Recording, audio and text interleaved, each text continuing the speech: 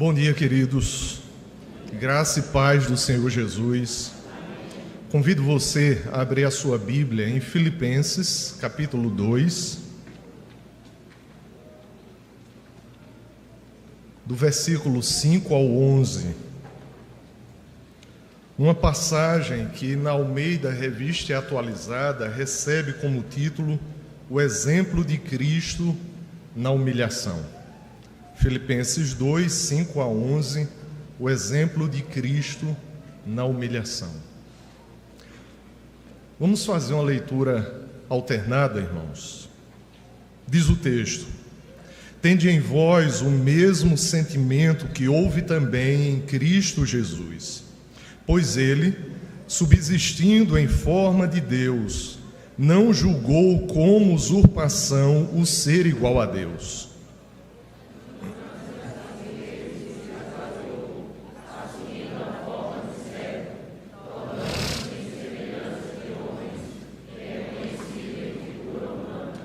A si mesmo se humilhou, tornando-se obediente até a morte e morte de cruz.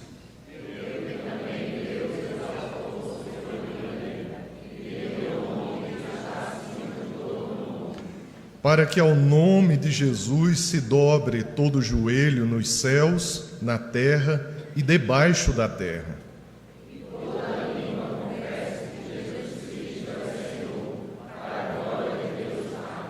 Amém. Vamos orar? Nosso Deus e amado Pai, nós bendizemos o Teu nome. Nós Te louvamos, Pai. Acabamos de ler a porção da Tua palavra que fala sobre o nosso Senhor, o nosso Redentor, o nosso Salvador. Pai amado, nós Te pedimos, Pai, que o Senhor nos conduza nesse momento. Edifica, Pai, fala, exorta, Pai, alimenta cada um dos Teus filhos e todo o Teu povo convocado nesta manhã aqui. Pai amado, que no nome de Jesus venhamos ter, meu Pai, uma visão unicamente bíblica da pessoa de Cristo Jesus. Que venhamos, Pai, entender do que o Senhor se esvaziou, a forma como Ele se humilhou, mas também, Deus amado, que possamos, Senhor, guardar em nosso coração que o Senhor é o Deus exaltado sobre todas as coisas. Pai amado, nos ajuda na transmissão da Tua palavra. Sou totalmente dependente e carente da Tua condução. No nome de Jesus, amém. Amados, contextualizando a carta do apóstolo Paulo aos Filipenses, ela foi escrita, irmãos, pelo apóstolo Paulo quando ele estava preso. E ele menciona as suas cadeias, por exemplo, no capítulo 1, versículo 13 desta carta. Esta epístola, muito certamente, ela foi escrita de Roma, por volta do ano 62 depois de Cristo. E apesar do apóstolo Paulo ele estar em cadeias, ele escreve, irmãos, com alegria e gratidão, uma carta que vai passar a ser conhecida como a carta da alegria. Veja, ele está preso, ele sofre, mas ele escreve com júbilo, alegria, gratidão a Deus, uma carta que é conhecida como carta da alegria. A igreja em Filipos, ela foi a primeira igreja fundada pelo apóstolo Paulo na Europa. E se você quiser entender melhor o envolvimento inicial do apóstolo Paulo com a igreja fundada em Filipos, você pode ler, por exemplo, em Atos, capítulo 16, do versículo 12 a 40, e aquela igreja fundada em Filipos, na Macedônia, ela mantinha uma relação de muita proximidade com o apóstolo Paulo, inclusive contribuindo financeiramente com o ministério do apóstolo Paulo. Ele menciona isso no capítulo 4 desta carta, do versículo 15 a 18, e ele inclusive menciona, louvando a Deus, a oferta que os filipenses enviam a ele por meio de um conservo chamado Epafrodito. E o propósito da carta, irmãos, é claro, é fortalecer os crentes daquela cidade de Filipos, na sua maioria gentios, em meio às dificuldades que eles estavam enfrentando. Mas o principal objetivo do apóstolo Paulo é incentivar a unidade por meio da humildade. Eu quero que os amados gravem isso, porque isso é central para a gente entender a nossa passagem. O apóstolo Paulo, ele incentiva aquela igreja a viver a unidade por meio da humildade e da alegria em Cristo Jesus. E no capítulo 2, amados, Paulo está exortando aqueles irmãos a viverem uma unidade em meio à humildade, com alegria, e o apóstolo Paulo traz aqui no capítulo 2 o maior exemplo de humildade que já existiu. O Senhor Jesus Cristo, ele se humilhou a si mesmo. E ele se humilha, assumindo uma figura humana, a forma de servo, e ele se humilha obedecendo ao Pai até a morte, e morte de cruz. E o apóstolo Paulo, ele está ensinando aquela igreja com argumento, com exortação, que eles vivam o exemplo, tendo o mesmo sentimento que houve em Cristo Jesus. E do versículo 5 ao 11, nós temos aqui um dos textos mais profundos e sublimes da cristologia do Novo Testamento. Alguns estudiosos vão dizer que essa passagem do 5 ao 11 é parte de um hino crístico, de um hino cristão cantado pela igreja primitiva, aonde esse hino falava da humilhação, exaltação, propósito, vida e obra de Cristo Jesus como Filho de Deus. E, portanto, amados, o tema da nossa mensagem nesta manhã é: Cristo, sendo Deus, humilhou-se. Cristo, sendo Deus, humilhou-se. E eu quero trabalhar, não sei se vai dar tempo, mas 3 verdades. A primeira verdade, sua glória eterna. A segunda verdade, sua humilhação voluntária. E a sua terceira verdade, a exaltação suprema de Cristo. A primeira lição está aí nos versículos 5 e 6. A primeira lição é: Cristo é verdadeiramente Deus. Observe, por favor, na sua Bíblia, versículos 5 e 6. Tende em vós o mesmo sentimento que houve também em Cristo Jesus. Pois ele, observe aqui, amados, na Almeida Revista Atualizada, o texto sagrado diz: subsistindo em forma de Deus, não julgou como usurpação o ser igual a Deus.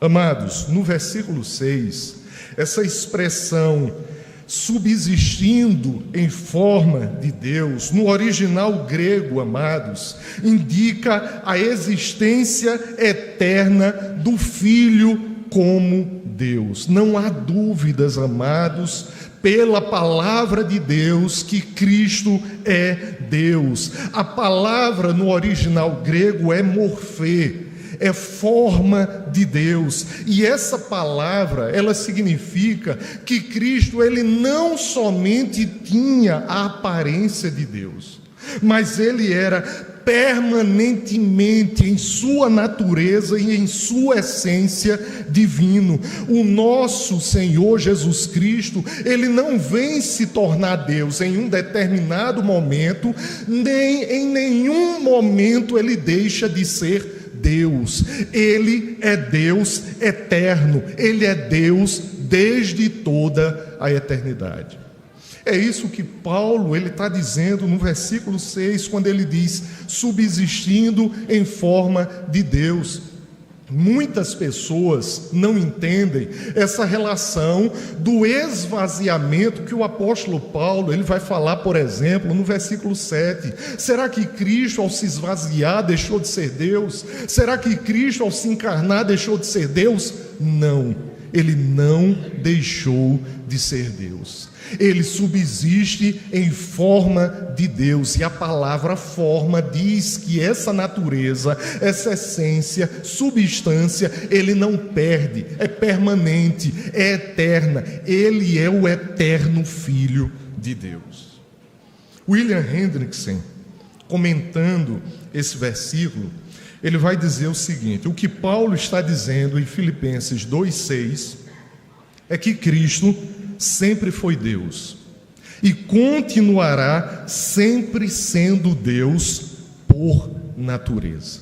Sempre foi e sempre continuará sendo Deus por natureza. Amados, Jesus Cristo, ele possui o atributo divino da eternidade, por isso ele é o Deus Filho, por isso ele é o Deus Homem, por isso ele é verdadeiramente Deus e plenamente homem.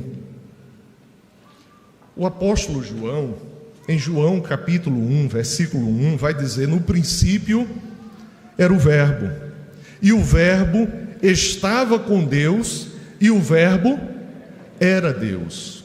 E nós podemos dizer: e o Verbo nunca deixou de ser Deus. O apóstolo Paulo, em Colossenses capítulo 1, versículos 15 e 16, vai dizer: este, se referindo à pessoa de Cristo Jesus, é a imagem do Deus invisível, o primogênito de toda a criação.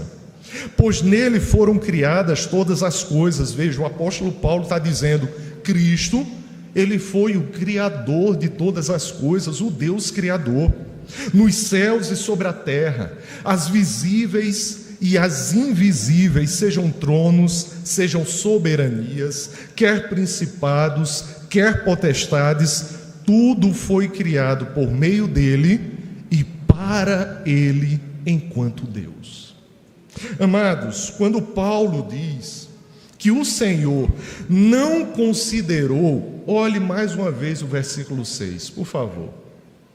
Quando Paulo diz assim, que ele não considerou como usurpação o ser igual a Deus, aqui é complexo, na Almeida Revista Atualizada. Olha esse mesmo versículo na NVI, o que diz: que embora sendo Deus, veja, embora sendo Deus, continuando a ser, permanentemente sendo Deus, não considerou que o ser igual a Deus era algo a que devia apegar-se. Aí, amados, quando nós perguntamos ao texto certo, o Senhor se esvaziou. Ele se esvaziou de quê? Ele se humilhou de quê? Observe, amados, que o versículo 6 diz que ele subsiste em forma de Deus, e enquanto Deus, ele não deixa de ser divino em nenhum momento. O que é que ele abre mão? Ele abre mão de ser igual a Deus Pai. Ele se humilha, ele se esvazia, ele assume a forma de homem, a aparência humana, a forma de servo, e aqui ele vive debaixo da lei no seu ministério terreno. Ele não deixa de ser Deus, ele abre mão de ser igual a Deus Pai. E o que é que ele vai assumir na sua vida terrena? Uma subordinação temporária e funcional junto à lei, junto à vontade de Deus Pai. E aí, amados, o que é que Cristo fez quando ele considerou que o ser igual a Deus era algo a que não devia se apegar? A resposta está aí, versículos 7 e 8. Quando ele viu que o ser igual a Deus era algo que ele não devia se apegar, antes a si mesmo se esvaziou, assumindo a forma de servo, tornando-se em semelhança de homens e reconhecido em figura humana. Assim mesmo se humilhou, tornando-se obediente até a morte e morte de cruz. Amados, aplicando essa primeira verdade às nossas vidas, nós temos que entender, irmãos, que a fé cristã genuína, ela confessa a plena divindade da pessoa do Senhor Jesus Cristo. Amados, crer que Cristo Jesus, Ele é essencialmente Deus, isso é fundamental para a salvação do pecador, e o próprio Senhor Jesus Cristo afirma isso.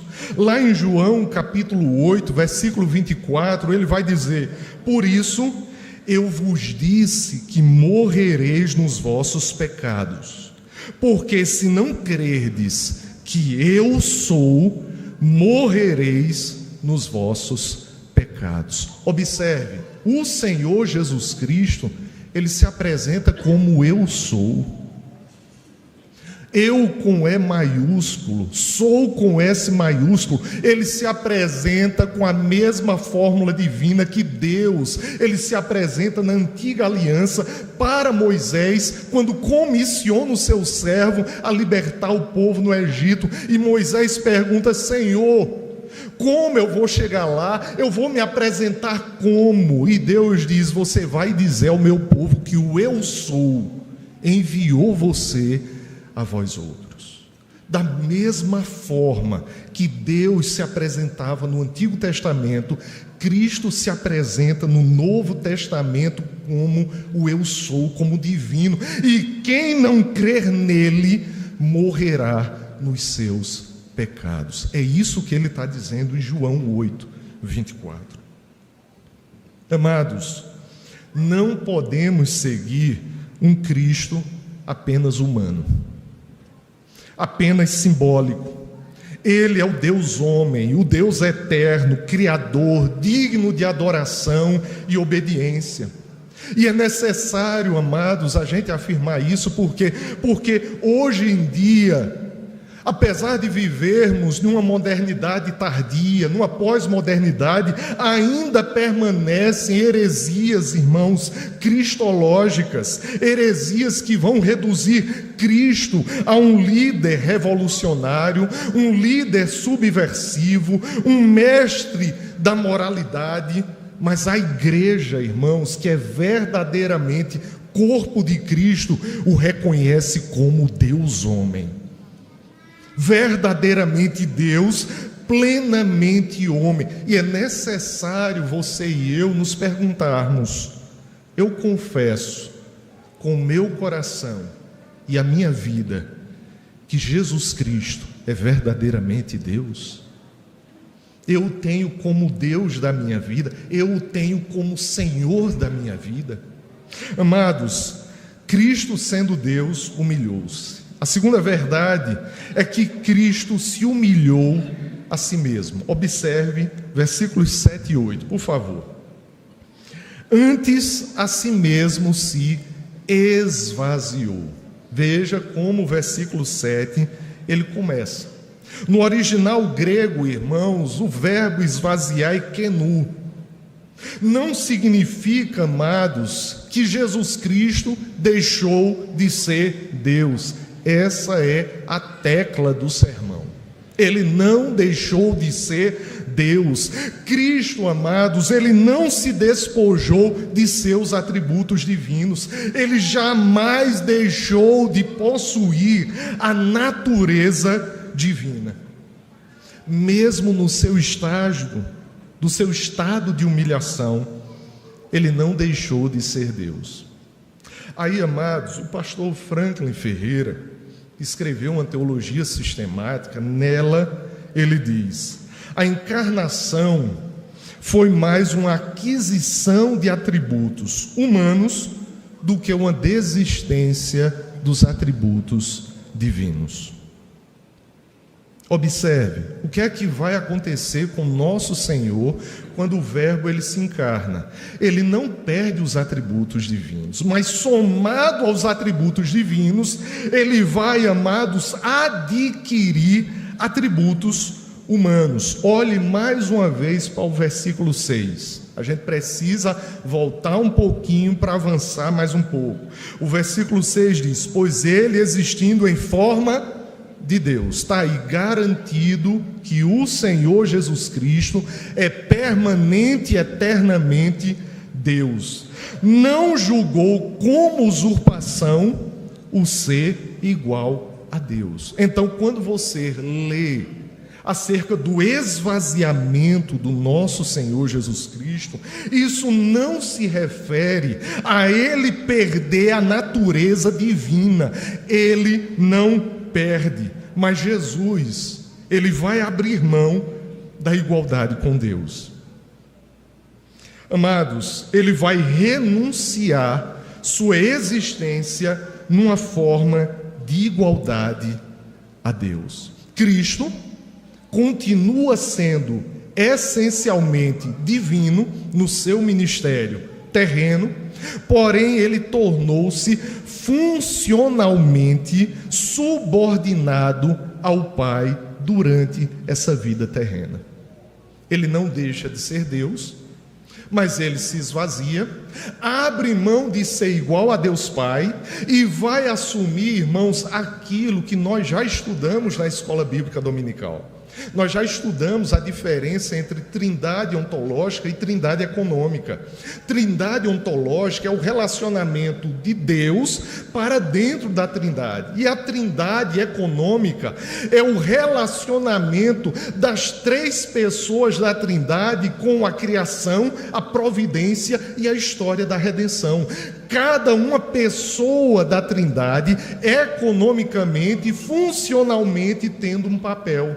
E aqui, amados, o apóstolo Paulo, ele está tratando sobre isso. Ou seja, o Senhor, funcionalmente, sem perder a sua divindade, ele vai se subordinar ao Pai durante o seu ministério terreno. O Logos, o Verbo, se tornou carne. Enquanto nesta forma, aqui, ele assumiu uma subordinação temporária. Observe, nós não defendemos a heresia de que Cristo é eternamente subordinado ao Pai. Ele nunca foi eternamente subordinado ao Pai. Na trindade ontológica, nós entendemos, irmãos, que vai haver o quê? Plena igualdade, porque as três pessoas da trindade, elas comungam honra, glória, elas se amam porque desfrutam e compartilham da mesma essência, natureza, substância. Mas para o relacionamento econômico com a criação, o Senhor, ele se subordina, ele assume a forma de servo, ele obedece ao Pai e ele diz que o prazer dele em vida é obedecer ao Pai, enquanto o seu ministério terreno durou. Por isso ele vai orar na oração sacerdotal, lá em João, capítulo 17, pedindo ao Pai que restitua a glória que ele teve junto ao Pai na eternidade. Amados, nós devemos lembrar que o Senhor Jesus Cristo, ele não apenas assumiu a forma humana. Observe aí o versículo 7. Tornando-se em semelhança de homens e reconhecido em figura humana. Mas além disso, irmãos, o Senhor, ele se subordina, ele se humilha, ele se esvazia e assume a forma de quê? A forma de servo.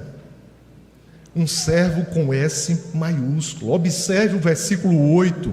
Assim mesmo se humilhou, tornando-se obediente como servo até a morte e morte de cruz. Para quê, irmãos? Porque segundo a graça do nosso Deus, segundo o amor do nosso Deus, para que o Senhor Jesus Cristo, ele se identificasse com os fracos, os necessitados e com todos aqueles que carregam os resultados do pecado, mas ele impecavelmente.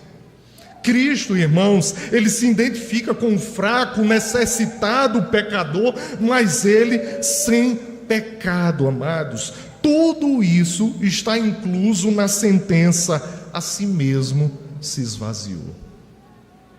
E para que eu e você venhamos entender melhor isso, Hebreus 4,15 vai dizer: porque não temos sumo sacerdote que não possa compadecer-se das nossas fraquezas. Antes foi ele tentado em todas as coisas, para que, irmãos, se identificar conosco, e assunto aos céus e à destra do Pai, como nosso sumo sacerdote, ele interceder por aqueles que ele sabe o que é sofrer.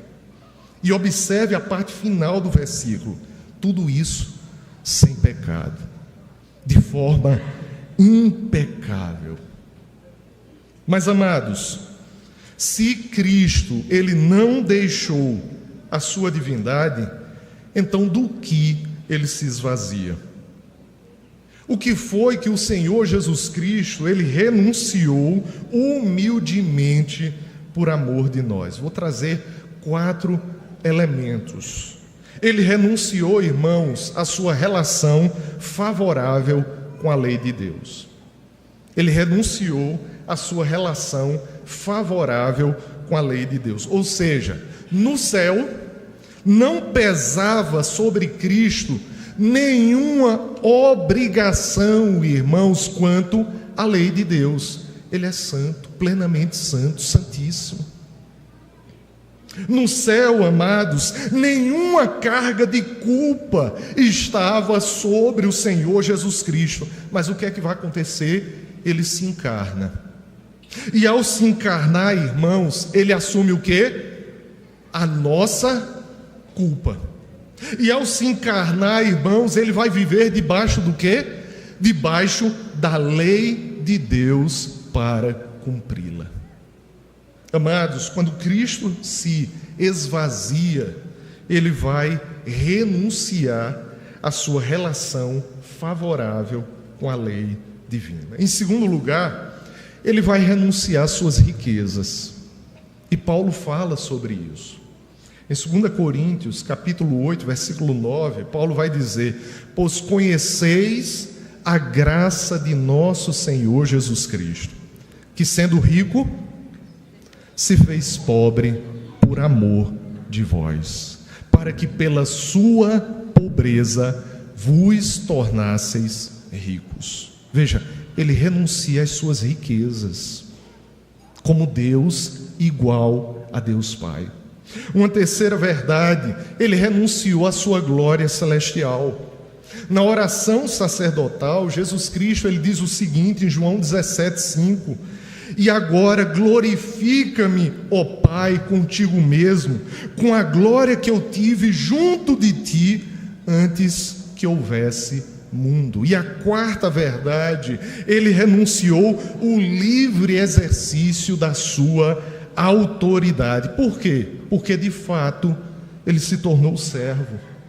Hebreus 5,8 vai dizer: embora sendo filho com F maiúsculo, aprendeu a obediência pelas coisas que sofreu. E ele mesmo vai dizer em João 5, versículo 30, parte B: não procuro a minha própria vontade, e sim a daquele que me enviou. Ele renuncia o livre exercício da sua autoridade. E amados, Filipenses 2,8 ainda diz mais: que o Senhor, ao se humilhar, ao obedecer, ele foi até o fim na sua obediência. Ele foi até a cruz. Amados, a morte mais vergonhosa, ultrajante, dolorosa, cruel e maldita que já existiu. Ele foi até a cruz por mim e por você. Ali, Jesus se entregou como Cordeiro de Deus, substituindo a nós pecadores. É o que diz, por exemplo, Isaías 53, do versículo 3 ao 7. Paulo vai falar em 2 Coríntios 5, 21, aquele que não conheceu o pecado, ele o fez pecado por nós, para que nele fôssemos feitos justiça de Deus. Aplicando, amados, essa verdade ao meu e ao seu coração, lembre que nessa sessão o apóstolo Paulo, ele está exortando os filipenses quanto à unidade por meio da humildade. E ele está argumentando, ele está trazendo, irmãos, exortações, mas chega nesse ponto da epístola, aí o apóstolo Paulo, ele recomenda aos filipenses a postura da humildade, trazendo o maior exemplo de humildade que já existiu, que é do Senhor Jesus Cristo. Por isso, volte seus olhos para o versículo 5, por favor, Filipenses 2:5. É por isso que Paulo começa essa sessão dizendo assim: tende em vós o mesmo sentimento, ou a mesma postura, ou a mesma disposição de Cristo, porque com vistas a salvar outros, a atitude que Cristo tomou foi a de renunciar a si mesmo. E a disposição de autorrenúncia de Cristo, irmãos, foi por amor aos perdidos. O que é que Paulo, irmãos, ele está dizendo aqui? Essa lição de humildade, ela deve ser a marca dessa igreja em Filipos, como também deve ser a marca da nossa igreja. Amados, tomando Cristo como exemplo, a nossa verdadeira espiritualidade se expressa no serviço humilde. Porque Paulo aqui, ele está argumentando o seguinte: se ele, sendo Deus, se humilhou, como nós, que somos servos, poderíamos nos exaltar? Esse é o argumento do apóstolo Paulo. Se ele, sendo Deus, se humilhou, como nós, que somos servos, poderíamos nos exaltar? O discipulado cristão é um chamado à cruz, à obediência, ao serviço humilde. Humilhar-se é imitar o Senhor, é imitar o Salvador. Amados, terceiro ponto, Cristo foi exaltado soberanamente. Está aí, do versículo 9 ao 11, irmãos. O nosso Senhor, ele vai ganhar da parte do Pai uma recompensa gloriosa. O texto do 9 ao 11 diz: pelo que também Deus o exaltou sobremaneira, e lhe deu o nome que está acima de todo nome, para que ao nome de Jesus se dobre todo joelho nos céus, na terra e debaixo da terra, e toda língua confesse que Jesus Cristo é Senhor, para a glória de Deus Pai. A gloriosa recompensa, queridos, que Jesus Cristo recebeu, está descrito aí, versículo 9: pelo que também Deus o exaltou sobremaneira. Isso significa, irmãos, que Cristo recebeu a exaltação máxima. Ele foi super exaltado.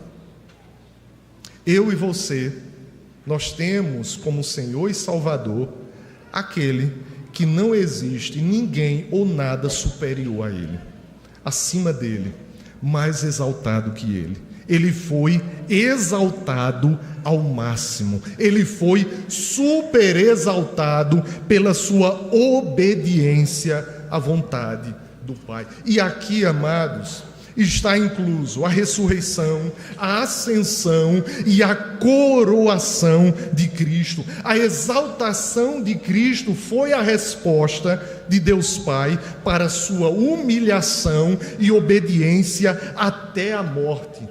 E aqui, amados, nós entendemos que aquele que foi pobre voltou a ser rico. E aquele que foi servo com S maiúsculo voltou a ser Senhor absoluto sobre todas as coisas. Amados, a sua exaltação ao máximo Significa que ele recebeu o lugar de honra e majestade e, consequentemente, como diz a própria palavra, ele está sentado à mão direita do trono de Deus. E de lá, o que é que ele faz? Ele exerce a sua realeza, o seu sacerdócio e a sua palavra profética sobre as nossas vidas. O Pai o exalta e lhe confere o nome que está acima de todo nome. Observe que quando a gente lê o versículo 9, Paulo ele não diz que nome é esse. Paulo diz assim: pelo que também Deus o exaltou sobremaneira e lhe deu o nome que está acima de todo nome. Esse nome não é Jesus, tá certo? Esse nome não é apenas Jesus. Esse nome é Jesus Cristo é Senhor. Jesus Cristo é Senhor. Está aí o versículo 11. E toda língua confesse que Jesus Cristo é Senhor para a glória de Deus Pai. Nós servimos a Jesus Cristo é Senhor. Nós somos servos de Jesus Cristo é Senhor. Aquele que nos salva é Jesus Cristo é Senhor. Ele é Quírio. Ele é o Senhor exaltado, o mesmo nome que é empregado na tradução grega do Antigo Testamento para o próprio Deus vivo. Ele é Senhor. Amados, Isaías 45, versículos 22 e 23, não é? Paulo, irmãos, ele tem esse texto em mente quando ele escreve do versículo 9 a 11 de Filipenses 2. Isaías diz o seguinte: olhai para mim e sede salvos, vós todos os limites da terra, porque eu sou Deus e não há outro. Cristo é Deus e não há outro. Por mim mesmo tenho jurado, da minha boca saiu o que é justo, e a minha palavra não tornará atrás. Diante de mim se dobrará todo joelho e jurará toda língua. Irmãos, Romanos 14, 11 vai dizer como está escrito: por minha vida, diz o Senhor, diante de mim se dobrará todo joelho e toda língua dará louvores a Deus. E Paulo fala, amados, em Romanos 10, 9, veja como é fundamental. Jesus Cristo é Senhor, irmãos, aqui não é simples palavras. Jesus Cristo é Senhor não é título, é um nome exaltado que Cristo recebe da parte do Deus Todo-Poderoso. Jesus Cristo é Senhor não é título, é o nome acima de todo nome. E observe que para ser salvo é necessário confessar esse nome acima de todo nome. Olha o que Paulo vai dizer em Romanos 10, 9: se com a tua boca confessares Jesus como Senhor, e em teu coração creres que Deus o ressuscitou dentre os mortos, serás salvo. Amados, em seu regresso em glória, Jesus será universalmente adorado. Já pensou nisso? Cristo vai voltar, amém? Ele vai resgatar a sua noiva, a sua igreja. Ele vai se unir completamente para a eternidade com o seu genuíno corpo, que é a igreja. Observe o que Paulo ele vai dizer no versículo 10: para que ao nome de Jesus se dobre todo joelho, nos céus, na terra e debaixo da terra.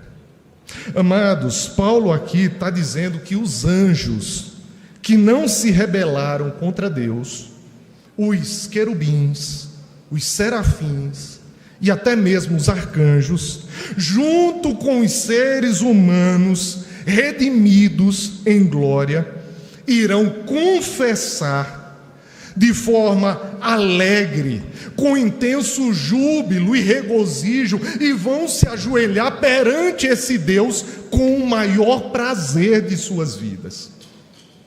Mas, amados, o apóstolo Paulo está dizendo também que todos os condenados vão fazer isso, agora com outro sentimento. Ele está dizendo, irmãos, que tanto os demônios como os incrédulos também confessarão Cristo como Senhor e se dobrarão junto a Deus, junto a Cristo. Mas eles vão fazer isso com uma profunda tristeza, com um profundo remorso, e para eles não haverá genuíno arrependimento e genuína salvação.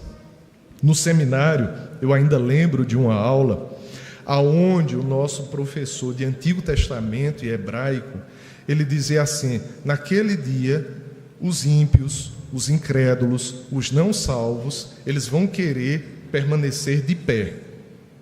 Eles vão cerrar os dentes, eles vão tentar prender a língua para que ela não confesse o Senhor e eles não se dobrem diante do Senhor.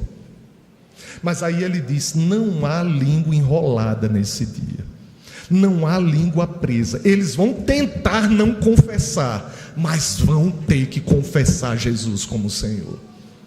Joelhos podem até se quebrar, rótulas se esfarelar, mas eles vão se dobrar diante do Senhor. Não há, irmãos, esse anjo ou demônio, redimido ou incrédulo, que não vá se curvar diante de Cristo Jesus. Claro que os redimidos com maior prazer e alegria, outros com profunda tristeza e remorso, mas assim vão fazer. Todos se dobrarão, e o texto diz, irmãos, que se dobrarão diante do Senhor Jesus Cristo, anjos, homens e demônios, né? Aqueles que estão no céu, na terra e debaixo da terra, para a glória de quem? Para a glória de Deus Pai.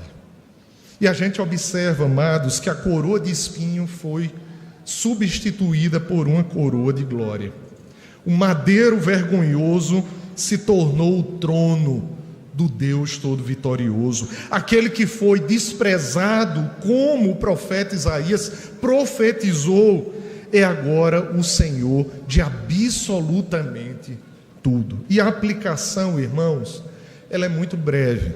Eu convido o grupo de louvor e nós estamos encerrando. Você se curva a Cristo hoje voluntariamente?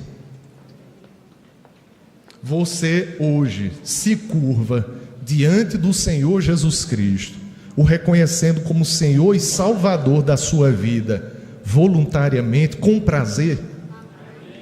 Sabe por quê? Porque aqueles que não fazem isso hoje, e não farão amanhã, nem depois de amanhã, um dia farão, só que involuntariamente, mas vão ter que fazer, mas não na condição de redimidos. Por isso eu digo a você que está me ouvindo e ainda não se entregou a Cristo, se entregue a Cristo hoje, o confesse como Senhor e Salvador da sua vida hoje, abra a sua boca para dizer: o Senhor Jesus Cristo é Senhor e Salvador da minha vida. Eu creio de todo o meu coração de que Ele é o meu Quírio, o meu Senhor, o meu Redentor. Que Deus abençoe a sua vida, no nome de Jesus.